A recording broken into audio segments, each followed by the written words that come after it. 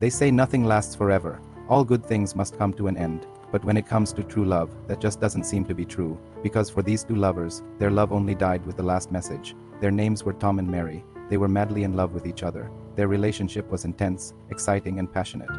It was something out of a movie. But if you look closer, you can see that there were signs that this love wasn't quite what it seemed. They constantly fought. They would scream at each other, sometimes until a.m. They would argue about everything, little things that most couples would just brush off, but they saw red in those things. They would fight so badly that friends and family urged them to break up many times. But they just couldn't do it. Despite all their problems, they said that they loved each other more than anything, and that was enough for them to keep going. But one day, after yet another terrible fight, she sent him a text saying that she's done, that she can't take it anymore. She told him that she'll always love him, but she needs to let him go, and then she said that he should move on. That was the last straw for him. He replied to her with a harsh text saying that she's right, that they are over. Then he blocked her number. He didn't want to see or hear from her ever again, and for a moment he actually meant it. Hours passed. He kept replaying their fights in his head. Was this the right thing to do? Should have he listened to his friends? What if she's in danger?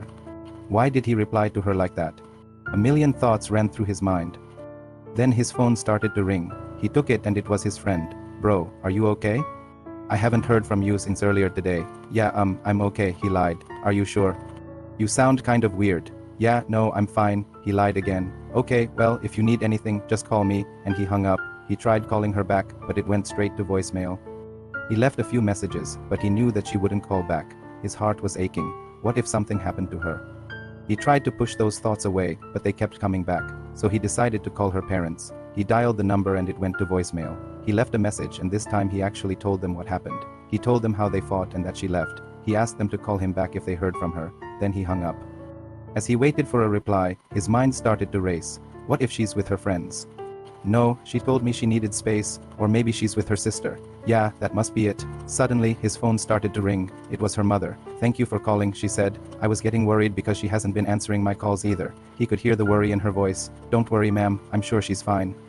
I'll call you back if I hear from her, he said, trying to sound confident, but deep down, he was anything but. He paced around his apartment, constantly checking his phone, waiting for a call that never came. The night wore on, but he couldn't sleep. Every time he closed his eyes, he saw her face. He could feel her touch. He could hear her voice, and then he would wake up in a cold sweat. By the next morning, he was exhausted, but he still hadn't heard from her. He called her parents again, but they didn't know anything. They were just as worried as he was. He tried her friends, but none of them had seen her since the fight. Now he was really scared. What if something happened to her? What if she got hurt? He had to do something, so he started looking for her. He went to her favorite places, but she wasn't there.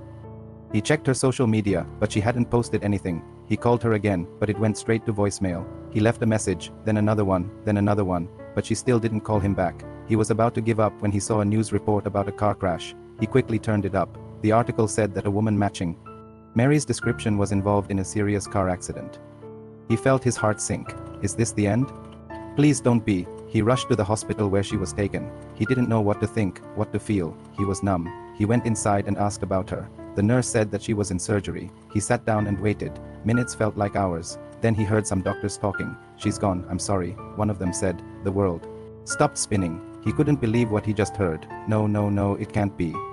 He stood up and walked towards the room where she was taken. He had to see her one last time. He opened the door and there she was. She was lying on a bed with tubes and wires hooked up to her body. She looked peaceful. He walked over and gently took her hand. It was cold. He closed his eyes and whispered, I love you, even though. He knew that she couldn't hear him. Suddenly, he felt a tap on his shoulder. He turned around and saw a doctor standing there. I'm sorry to tell you this, but she's dead, the doctor said. He nodded, tears streaming down his face. He knew that she was gone. He knew that there was no hope. But before he could leave, he noticed something strange. There was a new message on his phone. He unlocked it and saw that it was from Mary. He clicked on it and read what she had written. I love you too. I'll always love you. The message was sent 10 minutes ago. 10 minutes ago when she was still alive. He stared at the phone, trying to make sense of it all. Why did she send him a message after she died? Was it a miracle? Was she trying to tell him something? He didn't know. He couldn't understand it. The doctor cleared his throat and said, Can I help you with anything? He shook his head. No, thank you, he whispered. He couldn't speak. He couldn't move. He couldn't breathe. He was in shock. The doctor nodded and left. He was alone now. Alone with the woman he loved. Alone with the woman who was now dead. He sat down next to her and held her hand. I'm sorry, he whispered. I'm so sorry. He stayed there for hours. talking to her, telling her how much he loved her, how much he cared for her, but she didn't respond. She was gone.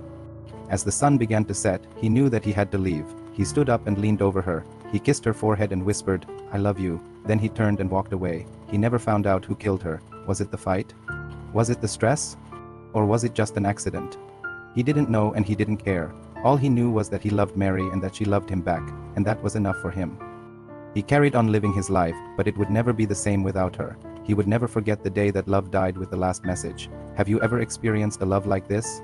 Let me know your story in the comments below, and if you enjoyed this sad love story, please like the video. Thanks for watching. See you next time.